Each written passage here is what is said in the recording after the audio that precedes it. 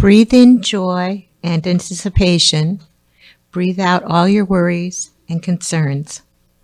Welcome to WOW Season 12. We appreciate you all being here for what should be proved to be our best WOW yet. I am Cindy Walker, and we want to thank Bishop Curtis L. Jones and Pastor Vicki Jones of New Life and Spirit Revival Center for understanding the vision and helping us bring this one-of-a-kind production to you tonight. Please take a moment to silence your electronics. Thank you.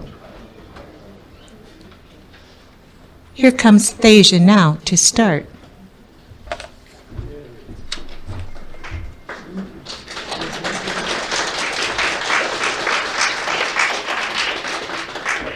They said this couldn't be done. They said these issues didn't need a voice. WOW was put into my heart and I had no choice. WOW, women of word with a few man-made words, will rock your world and knock your socks off. These poems, songs, stories, and music come from our hearts and souls. Often it seems the higher power is in control. So I suggest you relax, open your heart and mind for our messages, sometimes tough or kind, seeping in between the cracks in your armor. Thank you for being here tonight. I love you guys.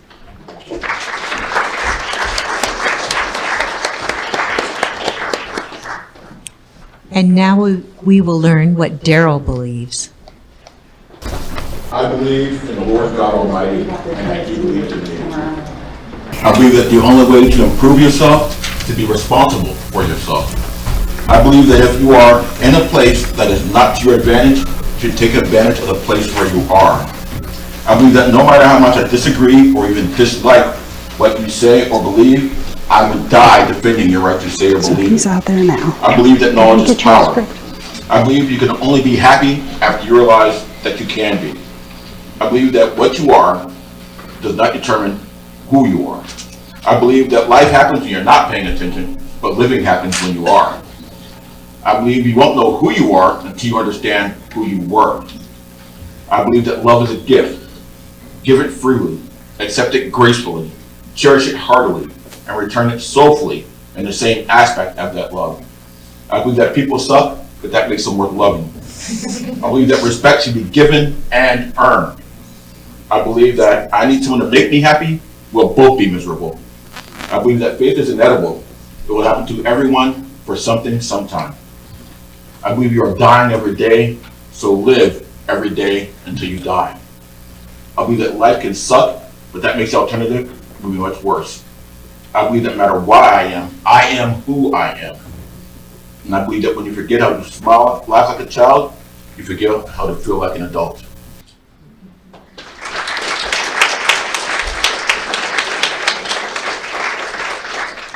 Thank you, Daryl. Now we will delve into some sobering facts.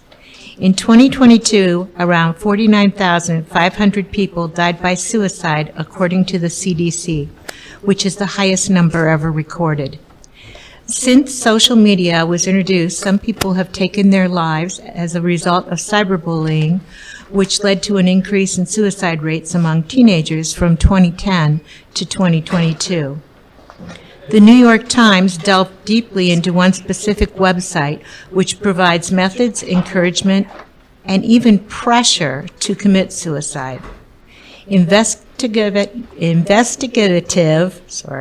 journalist Megan Toohey co-reported the story, which serves as a cautionary tale for those who find these sites while they're looking for support, and for families of young people who don't realize their loved ones may have landed in some of the darkest places on the internet.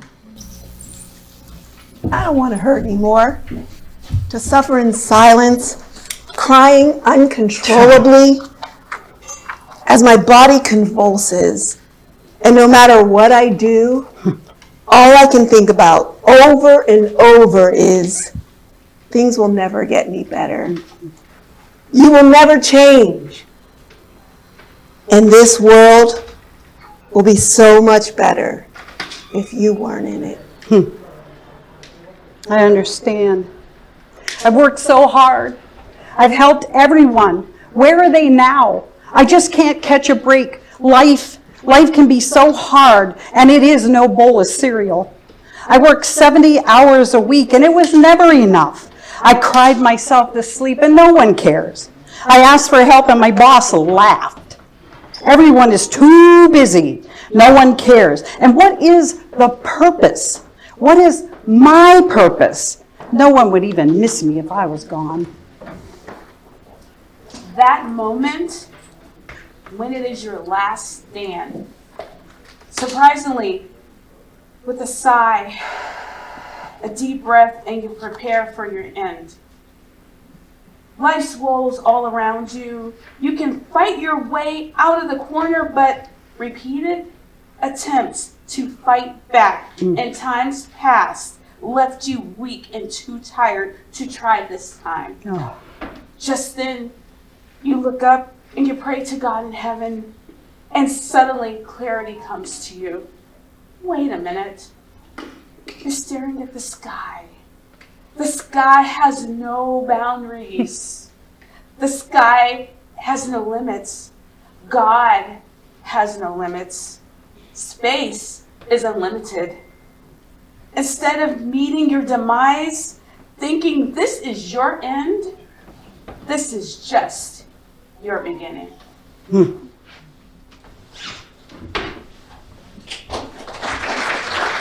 Duck, goose.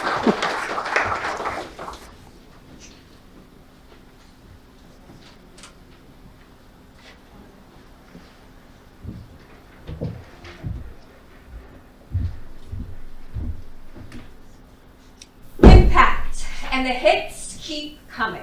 Haven't you heard? This is the new you. Like a wound left in the open air, it's the feeling of living concussed. You're left feeling always kind of sore, kind of raw. Your mind is metal wrapped around a telephone pole. Your heart is a car horn blaring under a limp body. Panic rises in your chest and sits in your throat. It will all be all right. Impact. And the hits keep coming. Your soul is a windshield whose shards are scattered to the pavement, body like smoke hanging in air, a resident by circumstance. I have seen this all before, paint on a wall that is bound to wash off. I keep looking around for the trapdoor, expecting to fall, living in chaos so silent that it's deafening. This is a car crash heart.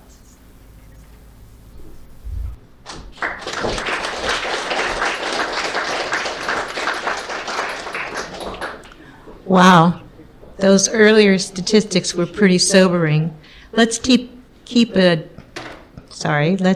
deep breath and experience a song, Fear is a Liar, by Zach Williams, danced by Mia Edelhart of Sovereign Ballet.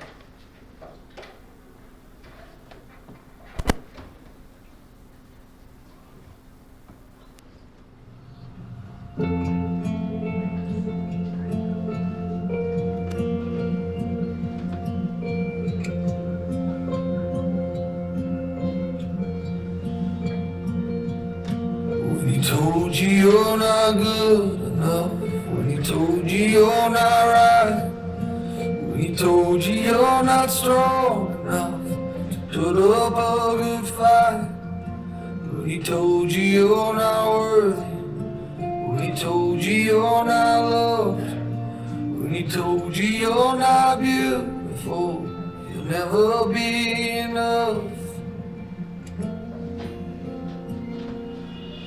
Fear is a liar. He will take your breath, stop you in your steps. Fear is a liar. He will rob your rest, steal your happiness, cast your fear in the fire. Cause fear, he is a liar.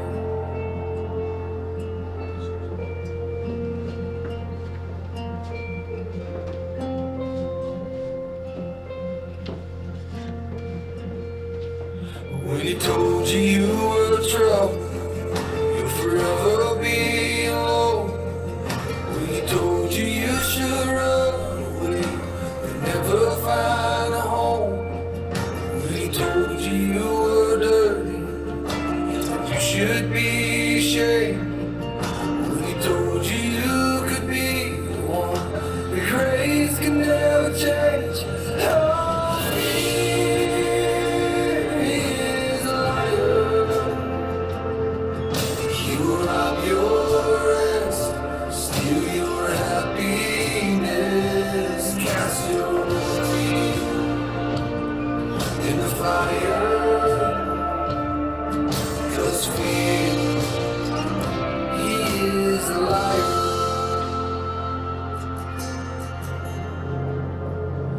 Let your fire fall, cast out all my fear. Let your fire fall, your love is all I fear. Let your fire fall, cast out all my fear. Let your fire fall, your love is all I fear. Cast your fear in the fire. 'Cause fear, he is a liar. 'Cause fear, he is a liar.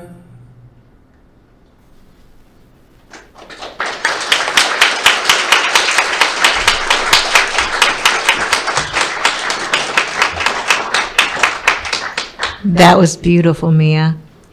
Here is a quote that floored Thasia. And those who were seen dancing were thought to be insane by those who couldn't hear the music. Friedrich Nietzsche. At this point, we would ask that you take out your index card of fear,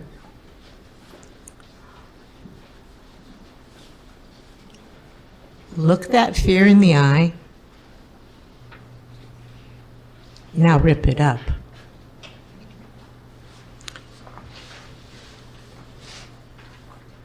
And toss it in the air.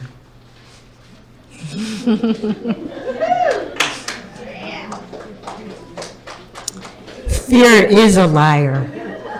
It is gone. How fun was that?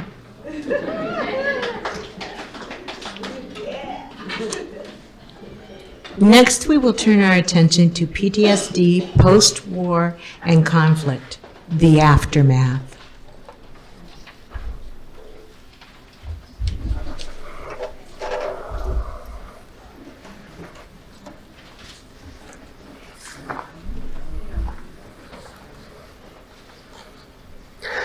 My anger is not for you, not the horse you rode in on. It's not for the lightning, not the tree that dropped it across the road, and it's not for the soldiers who killed and died in the war who still kill and die in my dreams. No. My anger is for the men who start wars in the first place, and for me for believing that any good would come from it. It's for the kid I was who enlisted without a clue about the man the war would make out of me. I don't remember the reasons we were there, if I ever really knew them. I remember the howl of the wind bringing with them the screams of the children. I remember the crest of the waves carrying the bloated bodies of those who had failed to swim. I remember the night skies filled with the blinding flashes of dropped bombs. I remember the cooling breezes tainted by the pong of decaying people. I remember the sobs of the crowds aboard the hospital ship while their homes burned. I remember the bullets whistling past my ear as we tried to rescue innocents. I don't remember 3 happy thoughts during that 4 months. I do remember my own tears. I do remember my own depression. I remember my teammates fighting not to show their own. I remember so much more than I want, and not at all what I need. Another sleepless night, and I'm on the internet, looking at pictures of whales who appear to sleep standing up near the surface so they can get air. They sleep only an hour or 2 a night, as long as the ship doesn't hit them, and I wonder what their dreams are about, as I remember that the origin of the term graveyard shift is from the times when the dead would sometimes wake back up inside the coffin. So they would tie a string from their wrist to a bell, and if that bell rang, the worker on the graveyard shift would have to dig them back up from the ground. And I never wondered about his dreams, because I've spent 10 years on the graveyard shift, shovel in hand, digging soldiers and Marines, women and children out of the ground as Afghanistan rang in my ears. Remember when I worked at the shelter? They stop at my desk, as is required of them. Some having stood out in the weather for over an hour, the sun's heat increasing the discomfort of standing out on a busy thoroughfare at the height of rush hour. It being obvious that they are among the low, the forgettable, the unwashed, the easily just ignored, the losers, the pathetic. You have seen them, the lazy, the unkempt, the unclean, the despicable drunks. You know who them. They are the screw-ups. You know that they could all have better lives if they would get off their no-account asses and get real jobs. But they don't, because all they want to do is get welfare so they can sit in some hole and get drunk all day, or spend their days sitting in the parks scaring the good and decent citizens. What you do know wouldn't light a match. What you don't know would fill a book. I see them as they approach my desk. Most of their stories I know. They are men who no longer fit into the scheme of society. They are the fallen. Of course, there are some men who could get jobs and earn their way in the world, but really would rather have someone else do it for them. Among them are Baby Daddy, who prefers spending at least 6 months in a year in jail over getting a job to pay child support for his 7 children by 7 women. He always wants to bunk in the same room as a collector, who will collect anything and everything, even though he has no place to store his collection of collections. I cannot forget the addict, who doesn't have a problem, but will try to sell his glasses for any pill that will alter his state of mind. There are many others who fall into that group, but they do not equal the family man, who laid off his good paying job and now works 2 full-time jobs and a part-time job to get his family off the streets. He will make it if he doesn't kill himself with exhaustion first. There is Sarge, a Marine, who out of a sense of loyalty endured 3 tours in a Southeastern Asian jungle. He came home, and some of the people he thought he was fighting for hanged him from a limb in the tree in his own front yard. Now that his night terror is so bad that he sleeps in 30-minute snatches. He can't see the Navy Cross, 2 Purple Hearts, or the Humanitarian Service Award that he earned because of that war that is still going on in his head that keeps him from the house that his disability paid for. There is the Haunted, another Marine, who spent 15 years thanks to a terrible misdiagnosis, locked in an asylum, and now needs one. He is followed by Mumbles, who will speak to you in the exact same voice and volume he speaks to the voices in his head. These are the men that I see regularly. They are men who don't have better because they won't do better. They are men who have traumatic pasts and now have tragic lives. They live day to day in a constant struggle with their dignity and or the lack thereof. They survive on the streets through application of pride, determination, and sometimes the kindness of strangers. I see them for who they are. I know them for who they are. I was them, and they are us. You can call them anything you want to. You have the right to freedom of speech, but fair warning, if I hear you, there's a very good chance that I will express my own freedom of expression. It's been great to see you, man. I gotta get a wife's waiting for you. Yeah. I'll see you later.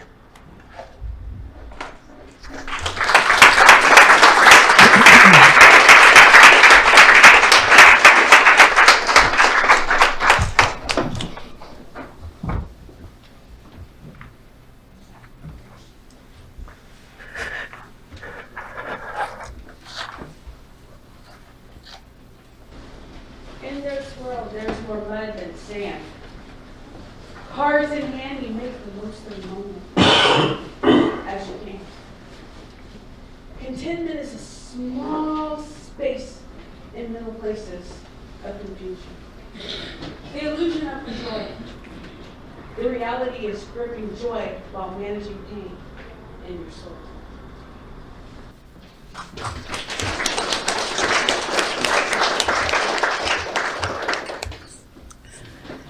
So much is left in the aftermath of military service. Fear is a liar and at the crux of every conflict. We thank our service members and their families for their sacrifices. It's time to have Lindsay lighten things up a bit.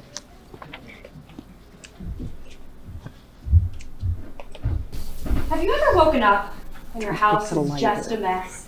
Like the other day, I folded up my bitterness and resentment and put away all my dashed hopes and dreams into storage. Then unpacked my silliness, bravery, and kindness, which I hear is coming back and totally is next season. Then I went downstairs and made myself a cup of motivation, tripped on my ambition, and ended up cleaning up my ego. Then I fed my insecurities, walked and watered my self-doubt, organized my anxieties from A to Z, just to walk downstairs and wash my guilt. But then, of course, there's that damn spot that just won't come out.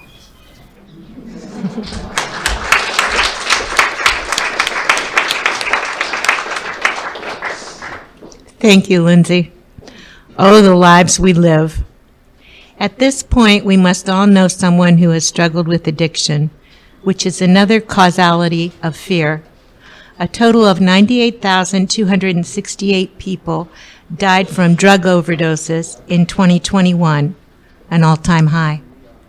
Currently, 71% of preventable opioid deaths occur among those ages 25 to 54. 7 out of 10 preventable opioid overdose death victims are male, 53,992, compared to 21,793 female deaths just in 2021.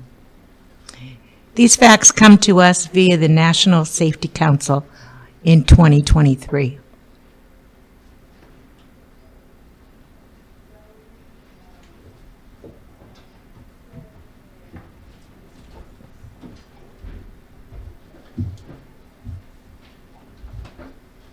You. Yeah,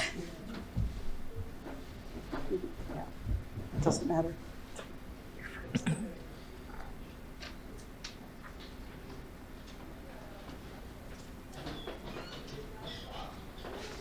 your drug on. It's in there.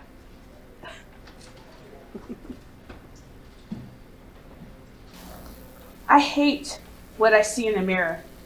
I'm chasing down 80 proof fears with shot glasses of tears. My heart has been aching for years. With all the makeup covering me inside, I feel so ugly. People's words destroy me. My heart aches to see smiling faces of happy people. I'm wondering why joy passes me by. I'm a square peg trying to fit into a round hole, trying to hold two truths untold.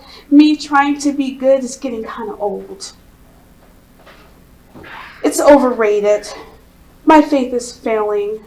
Or maybe I'm failing my faith. Either way, I'm insecure in my fate. I made many mistakes, and I'm still making them. We tried to talk, but he was itching and kept looking at his watch that he didn't even have on, and he said, he knows we all love him. He knows we all want what's best for him. So does he, until the burn or the itch or the overpowering gotta have it fills his soul. He said he is sorry. He knows he's let everyone down. Maybe he can get help next week or next month. In the meantime, can he borrow 50 or 20, 10? He said, no problem. I get it. I'll just sell my watch. Catch you next time. And he was gone. But so was that watch. He feels the need shredding his mind, unable to defend himself. The hunger devours his soul. He is unprepared for the fight, defenseless, outnumbered, strategically outmatched. He is overrun. He hoists the white flag, helpless, hopeless, unconditionally surrender, lost to the thirst. He must have it, locate, barter, beg, borrow, steal, just one to appease the demon. He will be all right. Acquire, admire, inhale, ingest, float. That is all that is required. He is strong again. He does not have a problem. He doesn't need the pills, the drink, the gas, the powder. They just eased away. He has fallen and doesn't even know it yet.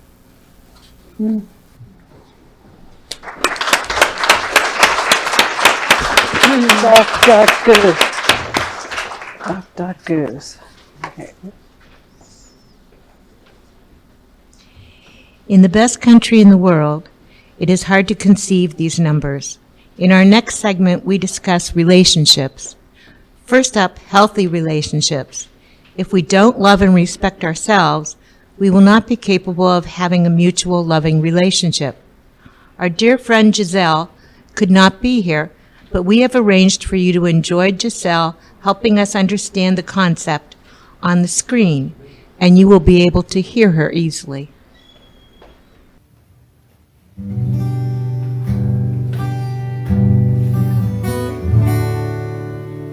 It doesn't happen all at once. It's a little over time. You don't notice it at first, then it's taking all your worth and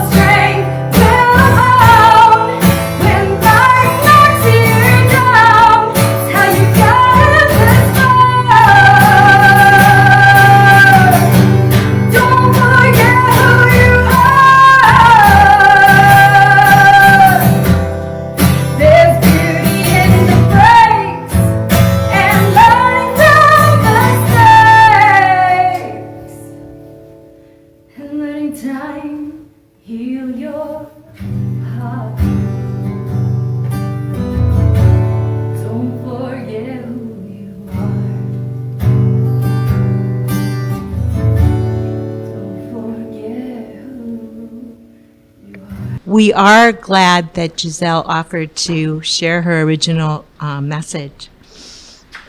Now we will delve into good relationships first.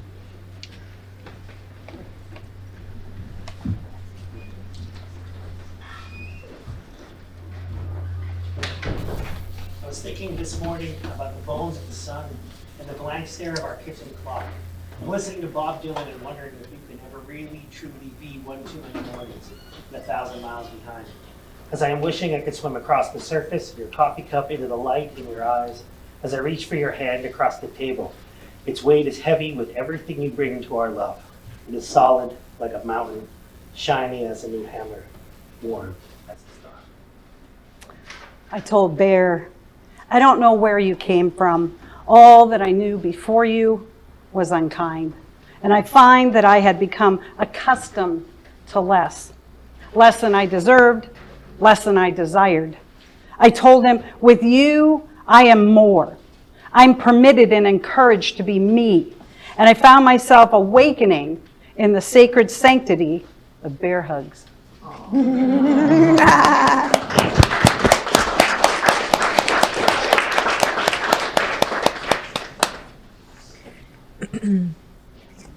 Lindsay and Luchetta would like to share their take on a bad relationship.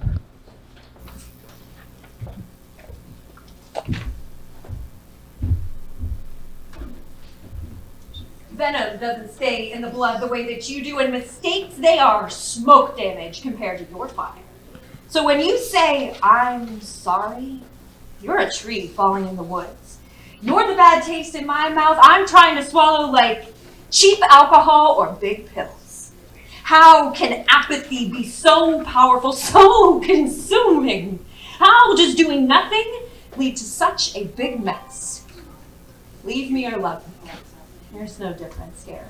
Like a child, you're unaware of the consequences of your actions, baffled by the world's contempt. You look for scapegoats and reasons. You lay accusations, stretching out your charm like dough, always coming up a little short and having to retract. I see you.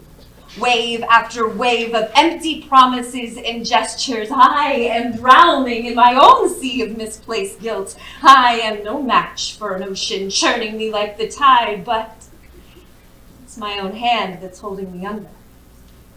I am afraid, no, I am terrified of myself. You see, that decision seems to be my life's work. When held under the magnifying glass, self-doubt. I want to make you hurt. I want to leave you with a bad taste. Broken bottles, once filled with valuable purpose, along with shattered dreams and lost identity. No reconciliation for what was lost and never found. It's like a beautiful garment torn at the seams. What's torn can be stitched back together perfectly. A small part of me is left so empty, void of fond memories.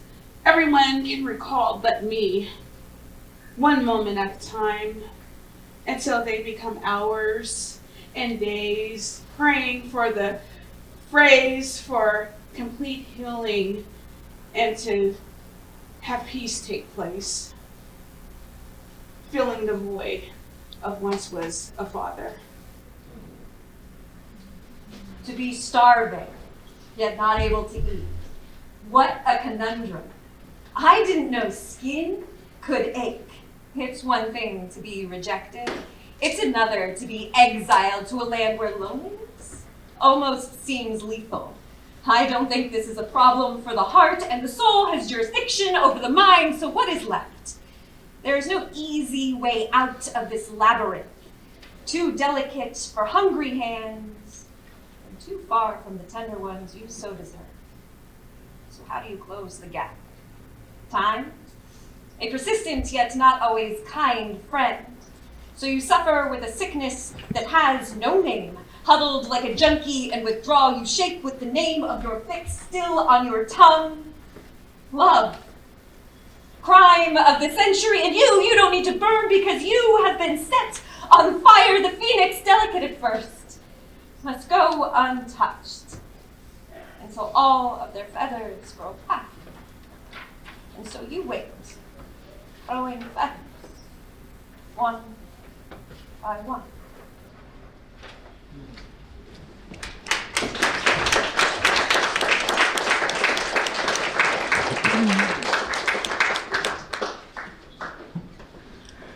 I would like to kindly ask everyone to look at their programs. On the back is a number 1 to 5.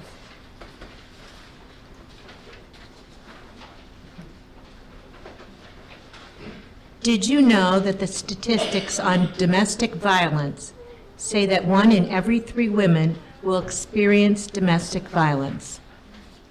That's staggering. 1 in 3 women and 1 in 5 men report being abused. What number are you? Let's think about how many men would never admit they were being tormented in their own home. It is more than just punches and slaps. Domestic abuse can be constant name-calling, belittling, or the abuser controls all the finances, all transportation, and communication. Now Thasia will share about abuse in a domestic violence marriage and aftermath.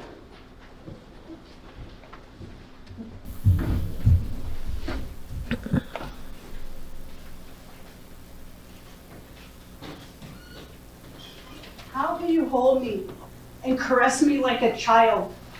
Why would you smile across the room, blow me a sweet kiss, and then in the next minute strike me with anger and hate? You tell me that no one could love me like you do, while you hold me down and spit out words of spite in the next minute.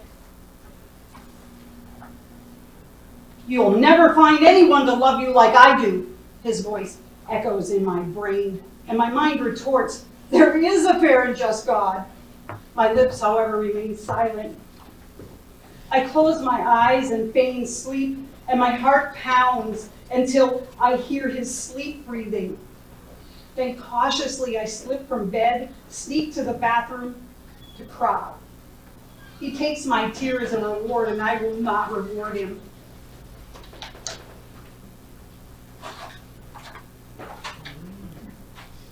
They keep saying, forget him. It's over. He was always a jerk. He can't hurt you anymore. They keep saying, you'll forget everything in time. Time heals all wounds. Get on with your life. But last night when I turned off the TV and tiptoed down the hall to my room in the dark, the hair on my arms stood up and I felt like you could be in the shadows waiting. I closed my eyes. I see your fist. I sit up in bed, swim up from sleep aware. You could still hurt me if you wanted to.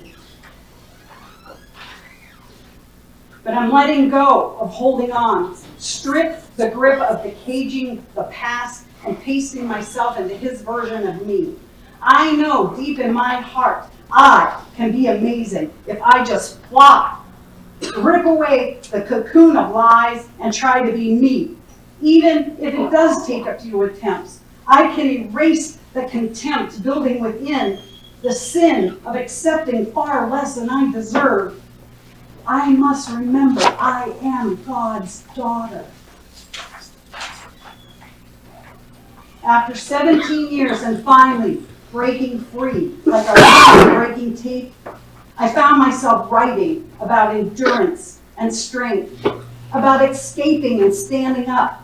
I decided I wanted to help others, to show them the way, to show them the way out, to show them I had made it and they could also. I had to take it from brain to paper, but first I had to find my voice. I told my story and I floated my voice like a cape on a windswept night, and I became the crusader.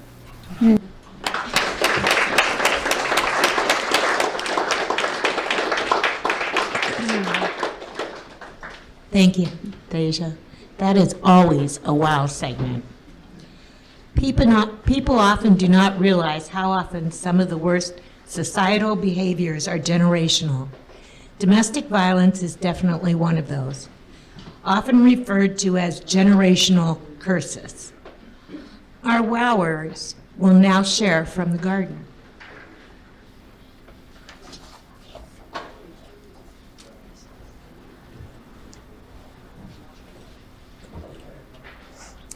She thought her daughter had no idea what her childhood was like.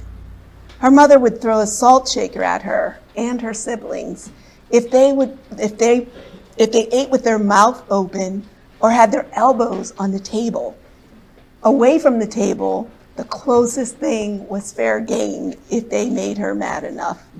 While homeschooling her daughter, hours of grueling on the same subject, convinced that her daughter just wasn't trying, out of frustration, she threw a pencil right at her daughter, just missing her eye.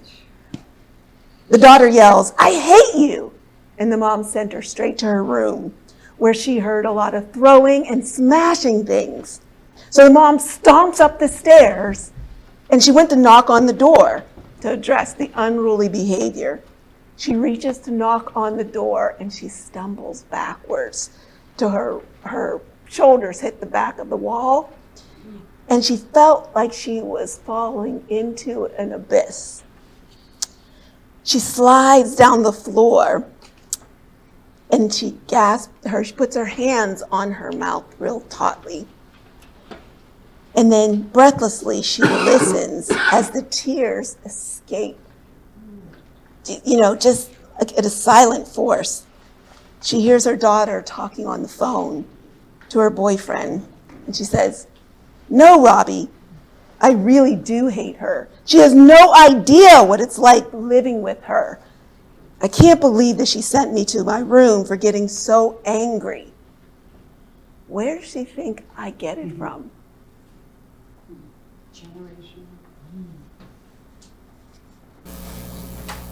5-year-old eyes clamp closed. Even 5-year-old eyes know that this is not what daddy's. Sorry. 5-year-old eyes clamp closed because even 5-year-old eyes know that this is not what daddies do if they're taking care of you. The visions flashed bright in my mind. What at 5 I knew was not right at the time. The sight of belt and trousers undone, remembering his lies, and this was no fun. I praise the Lord that this man ran out on us, setting me free from disdain and self-disgust. And as long as I live, it slithers in my head, no matter the truth, to me he is dead. Because 5-year-old eyes clamped closed. Even 5-year-old eyes know that this is not what daddies do if they are taking care of you. The secrets of men that I learned from my father. Can't trust a man and tell the truth, but I say through further. Mentally beating you down, words hurt worse than murder. Spiritual death, worse than physical. Names hurt you, destroys your mental. Sticks and stones break bones, and so does his fist. Childhood nightmares I will never miss. Wishing my memories in the abyss. How he used to mistreat my mother, told her that she was never loved, and after fighting was over, chaos, identities lost. How the household was so cold. Love was scarce, something old. As smiles were worn, which were fake. Kept inquiring minds away. For us, he raised the standards high as we tried to meet them. Getting wearied and tired, raised the bar of perfection just a little bit higher. An obstacle never conquered, requirement never met. Imminent regret and defeat. His anger rarely ceased. I learned a woman was unworthy. A man left her hungry and thirsty for attention, compliments never given. Being a woman was not worth living. Men superior, feared. I learned a father can make his children feel inadequate. Siblings wishing on stars, wishing on magic to take the pain far. I learned when you grow up with so much pain, nothing changes. It stays the same. Your survival all taken in vain. I started to pick men who acted the same. The secrets of men that I learned from my father, raising my sons. I'm trying to make them better men, going against the grain of the fabric we were all given, hoping they treat better all of their women.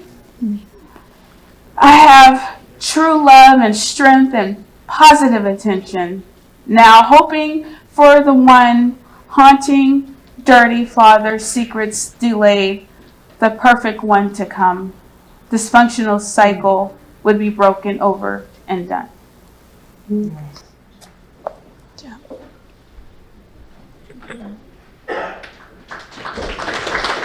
Please.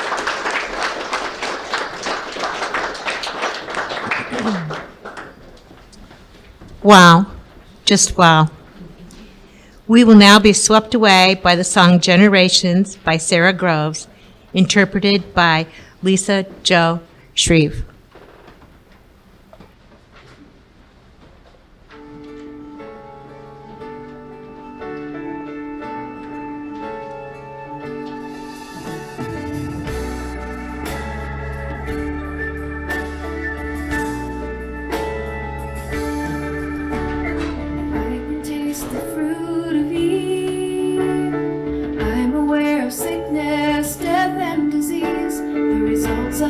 Choices are vast. Eve was the first, but she wasn't the last. And if I were honest with myself, had I been standing at that tree, my mouth and my hands would be covered with fruit. Things I shouldn't know and things I shouldn't see. Remind me of this with every decision. Generations will reap what I sow. I can pass on a curse or a blessing to those I will never know.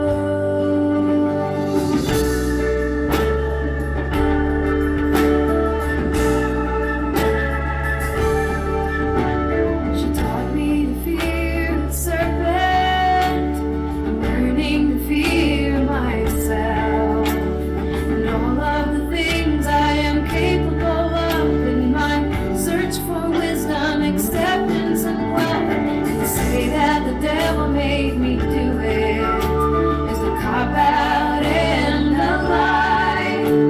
The devil can't make me do anything when I'm calling on Jesus Christ. Remind me of this with every decision. Generations will reap what I sow. I can pass on a curse or a blessing to those I will never know.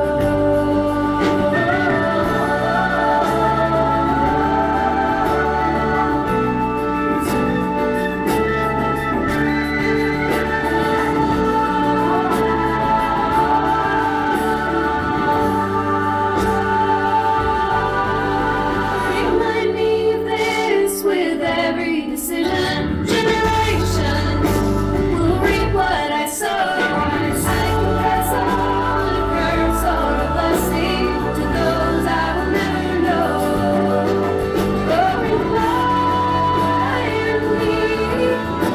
Generations will reap what I sow.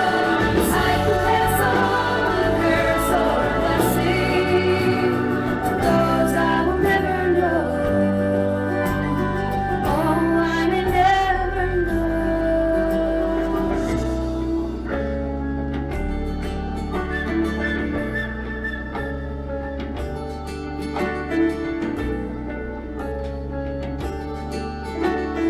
Eve was the first, but she wasn't the last.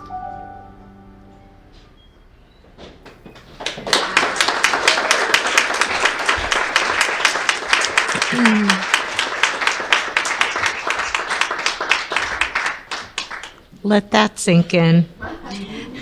Next, Gerald will explain love.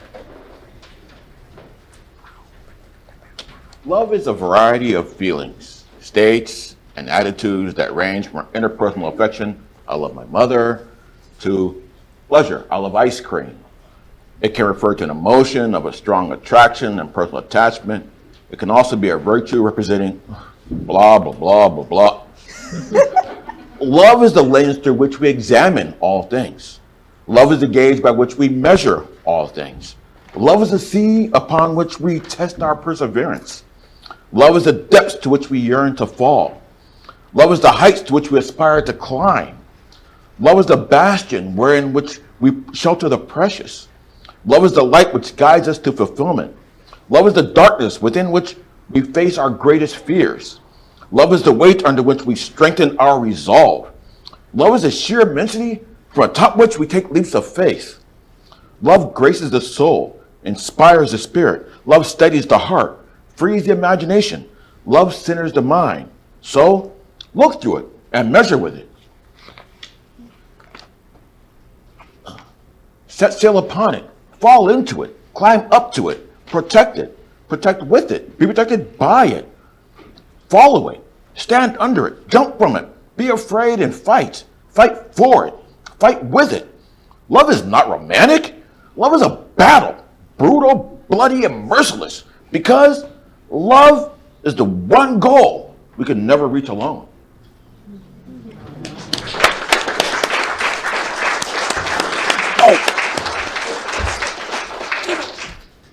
Daryl, we love that.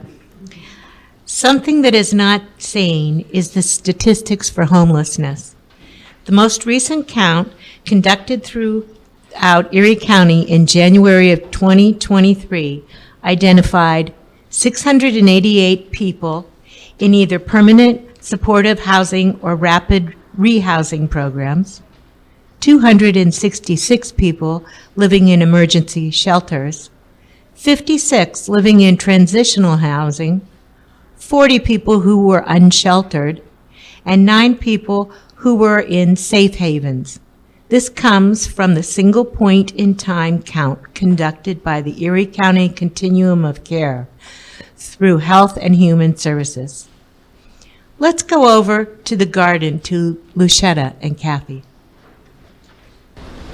Castles without kings, queens void of meeting our princess, and princesses are left dreaming of clean streets, walking dogs, and white picket fences. Of sunshine days with fewer clouds of rain brought about by consequences.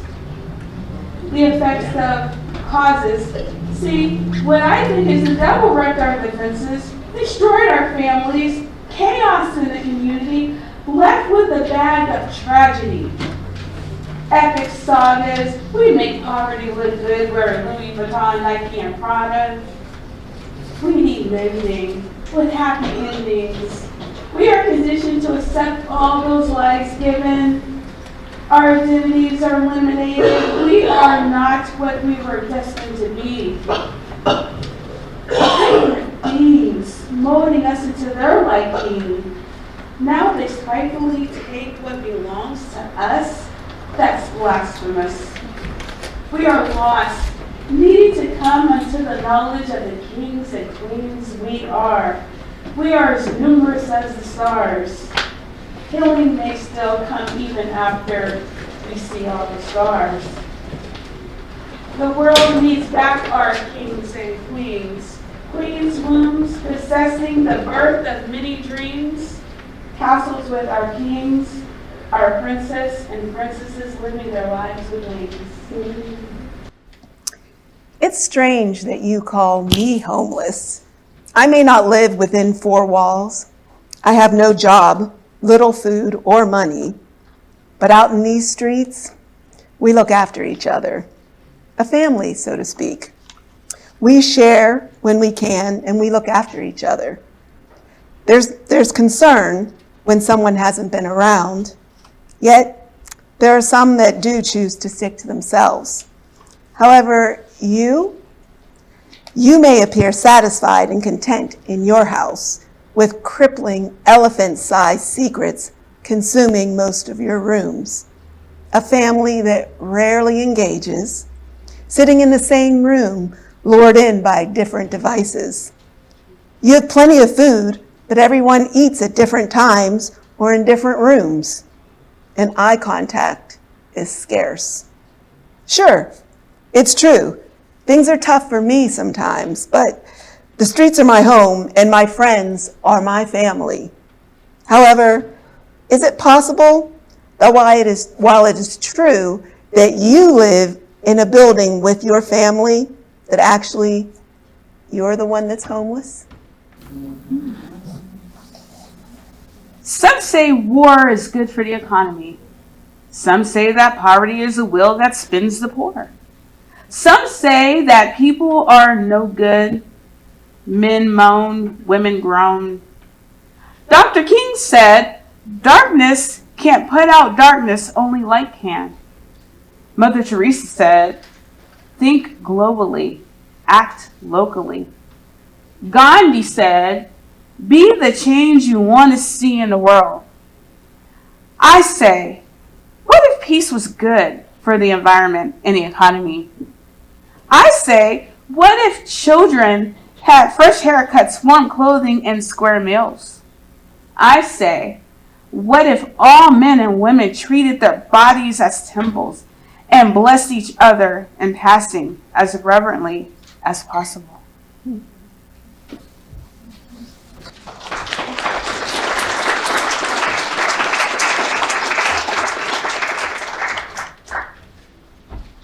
The wall of the pit is steep and terrible. The climb is arduous and seems endless. The situation is dire, and I leave parts of me behind.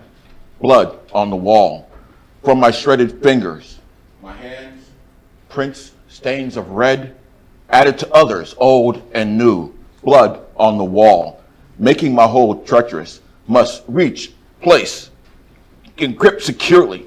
Reach, place, hold, reach, place, hold. Blood on the wall, running down my arms, muscles ache with fatigue, need to ease this inelegant burn. Blood on the wall, and extra weight on my back, the price of the climb, the requirement, payment, dropping back into the pit. Blood on the wall, all for the climb. Must remember where I came from, climb. Must remember where I am going, climb. Must not look back down, climb. Must keep my eyes on the wall, climb. Must watch my grip, climb. Must look out for those who are falling, climb, climb, climb. Blood on the wall is the price of the climb, and I am climbing back out.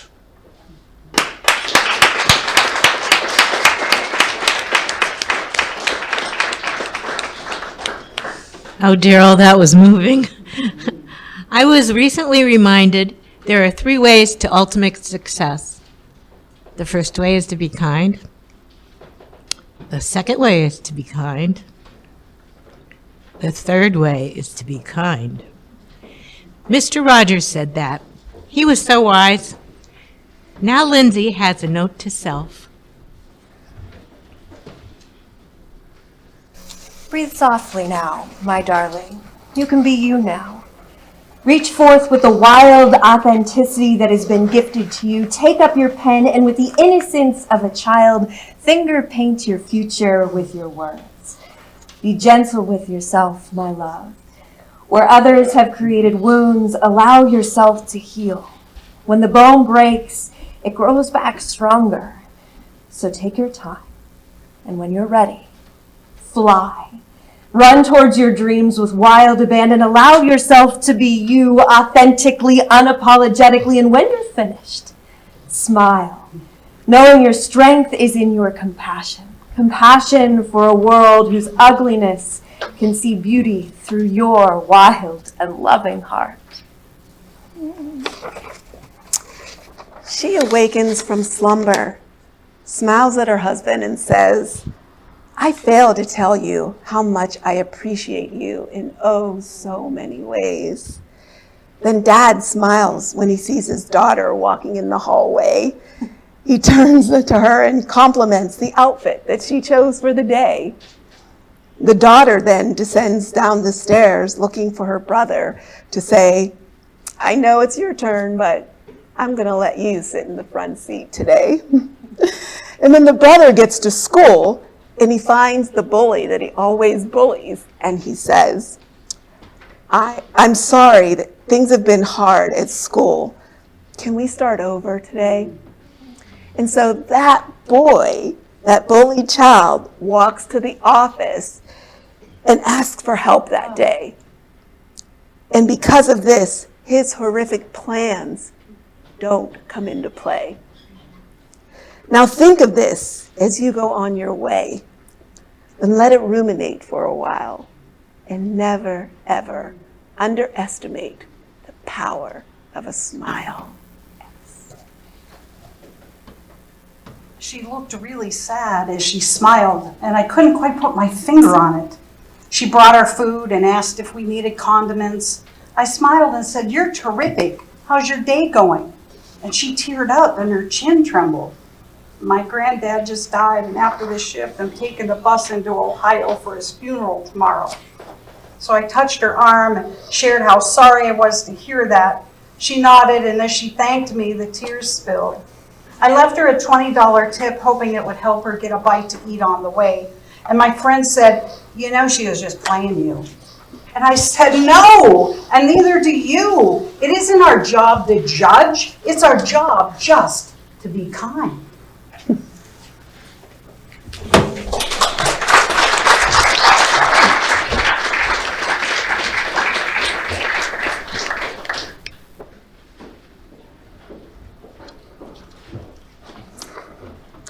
I might like coffee too much. It is the ship going off to sea. It is the turnaround lick to a sad bluegrass song. It is the words to a hymn. It is a sermon from my priest. It is the top of the hill, the rock, and the roll.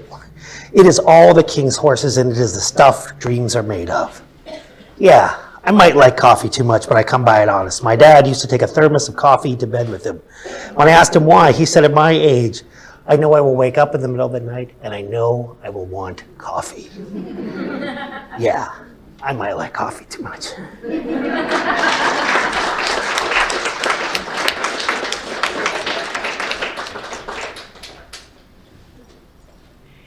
Everyone who participated tonight is involved in the arts. Andrew Warner of the U.S. News wrote on this subject, "The Benefits of Arts Education for K-12 Students." While arts programs often fall victim to budget cuts, they can be an important contributor to a student's overall success at school. Arts education can help kids engage with school and reduce stress, develop social, emotional, and interpersonal skills, enrich their experiences, handle constructive criticism, bolster academic achievement, improve focus, and engage with school and reduce stress. Jamie Casper, director of the Arts Education Partnership, says she often hears from other educators that the art programs are one of the main factors that motivate children to come to school. If they don't want to come to school, you're never going to get to them. So why wouldn't you do the thing that makes them want to come to school that also teaches these really great skills?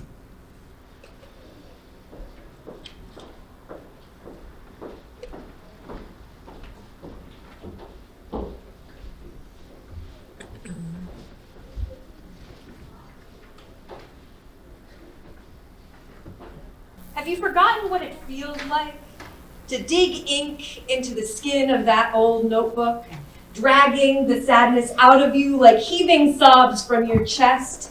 Now that the tears have dried up, so have the words. You bat me away and say that no one listens to happy poems anyway, but you make poetry out of the winter sky, or in frustration you have nailed to the wall the hypocrisy of social media crusaders. If words were knives, you would be an assassin, a craft you mastered in high school hallways. Your forked 14-year-old tongue made boys not like you. If words were fabric, you would wear them like a coronation gown. If they were a disease, you would be infected with it. And some days, my girl, you have to remember to take your medicine. My father blew town with another woman and left my disabled mom, my brother, and I. My friend, who practiced ballet, took me to class, and I saw her mom pointing at me and speaking with the instructor. Later, after class, where I, with no training, had kept up, the teacher told me she was sorry, but I didn't have what it takes.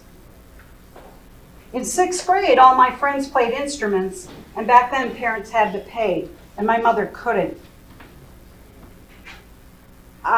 Interestingly enough, the band teacher said I didn't have what it takes. I was 26 when I realized they weren't speaking about my talents, they were talking about money. Yeah. Oh, what I would have given for somebody to believe in me. I wanted to be an artist. Age 12, no one encouraged me. I was told I would never have a job if I wanted to be an artist, and art school was too expensive, and it was a waste of time. I love art. I love poetry. I love how words can paint pictures in the mind, and that same mind, you can use poetry to paint words and pictures and put it on canvas. Art and poetry are my expressions of how I love. I love art, I love poetry, I love kids and art and poetry.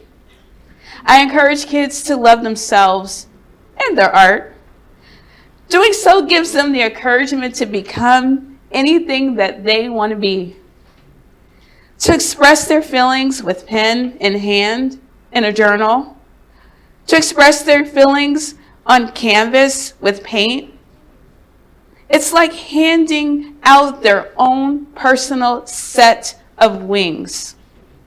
You'd be amazed of how art, poetry, and words can transform someone. Art and poetry is like an inner love manifesting on the outside.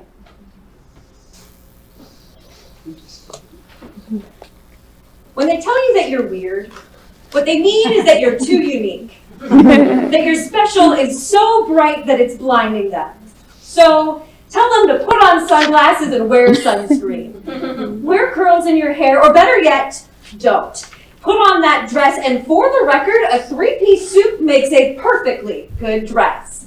If it makes you feel good, paint that picture, write that song, perform that poetry. The soulless beg for a sip of what you've got. And if no one has told you yet, you are going to be great.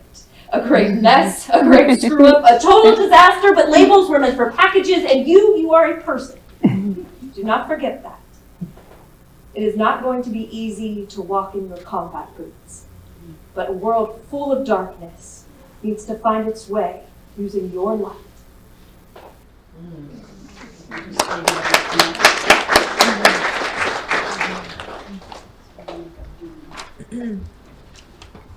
We were all talking one day and realized all of our families had these little gems of wisdom we kept to ourselves.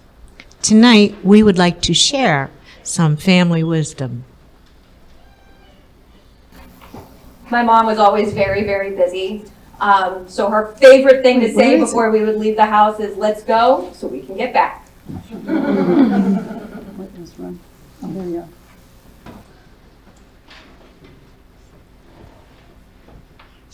My parents' wisdom was, a hard head makes a soft behind. My mother went through a lot, and she often said, if it ain't one thing, it's 6.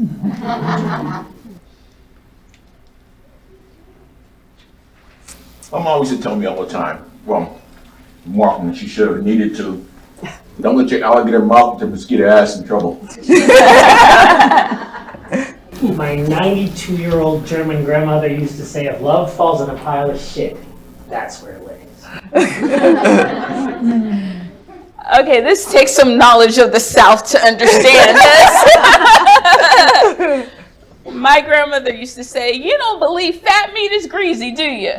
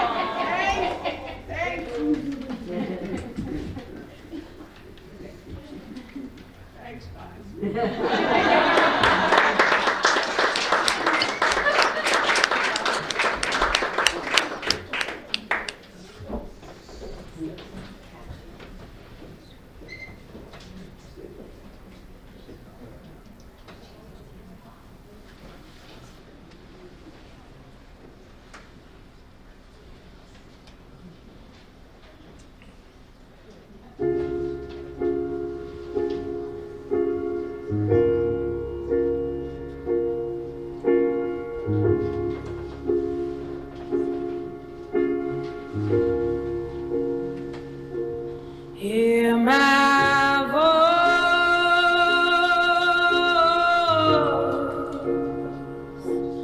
hear my dreams.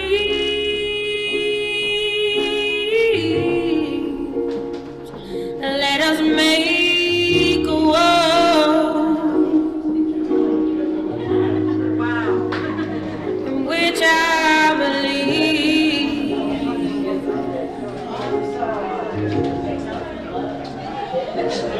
Hear my words,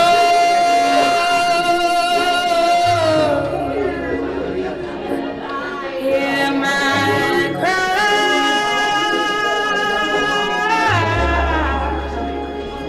Let me see a change through these eyes.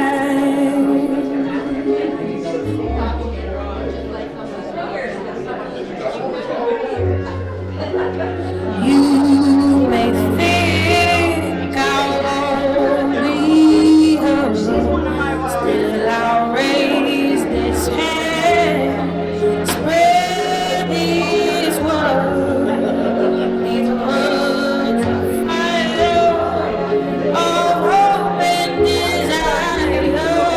Now let them free.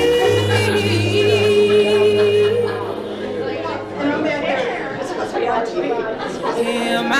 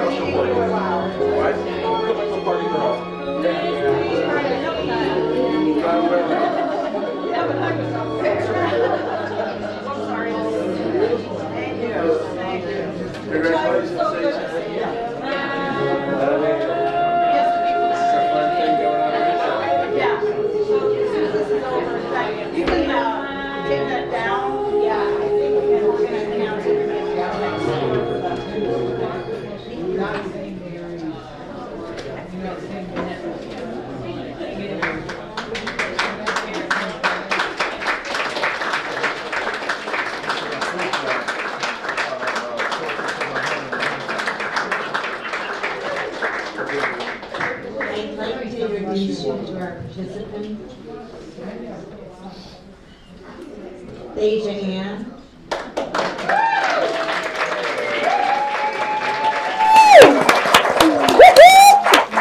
Matt Borzon.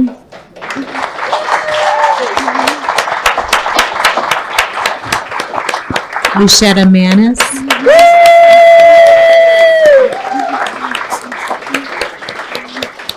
Kathy Gigi Mitchell.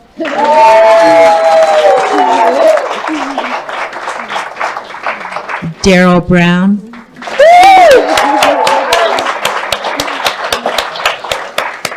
And Lindsay Watts.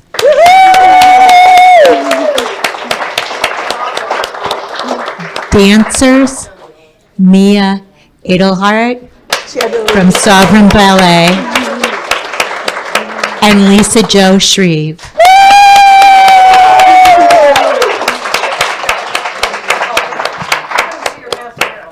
and our director, producer, and poet, still standing after 12 seasons, Thasia Ann. Let's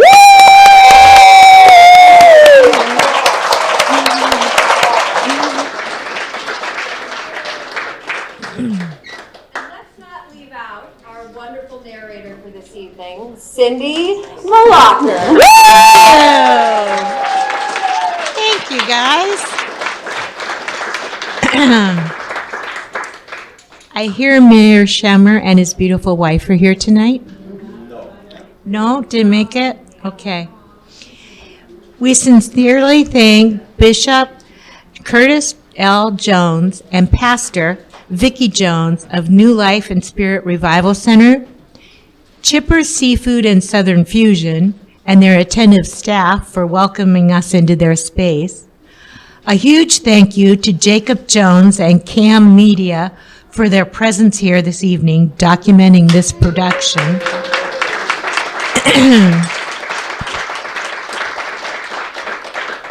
We are very grateful to our sponsors, Chippers, Cam Media, Tipsy Bean, Kim Copy, The Boardroom, there's a lot, they were good, Stempa Design, Metalheads, Out of Abundance Ministries, Full Circle Winery, Panos, Werner's Books, Shelley and Alfonso Chicas,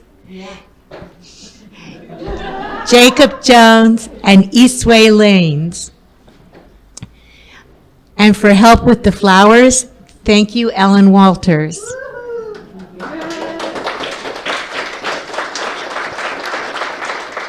But wait, there's more.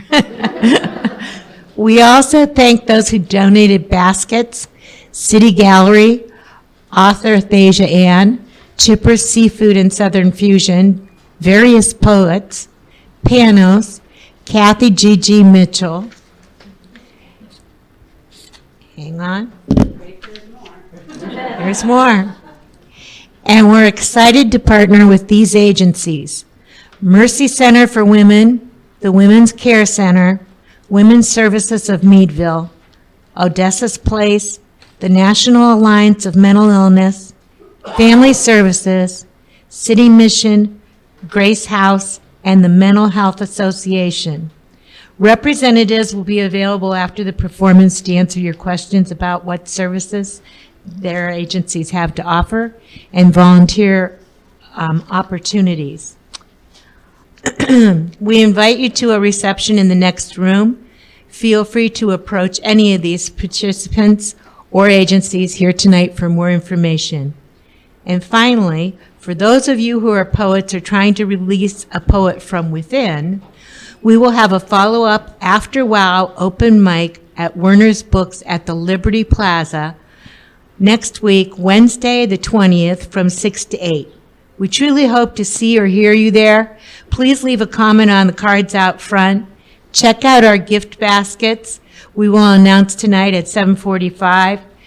And please,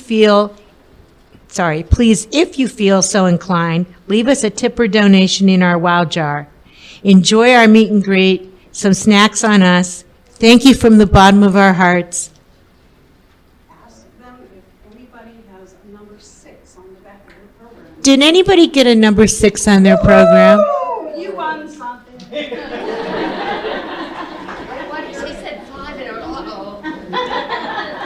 She assured me they'd call out if they got a number 6. Thank you from the bottom of our hearts.